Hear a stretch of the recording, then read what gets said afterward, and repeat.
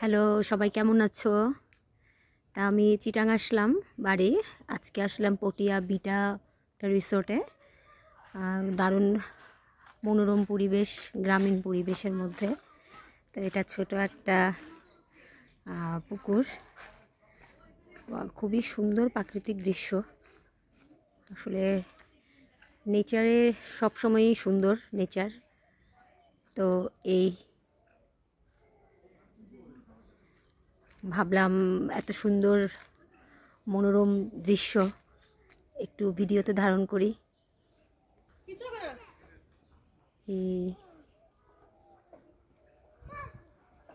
আমার ভাসুরের ছেলে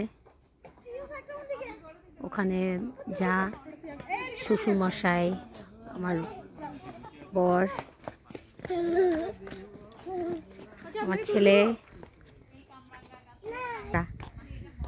এই যে সবাই আসলাম। খুবই সুন্দর, খুবই সুন্দর।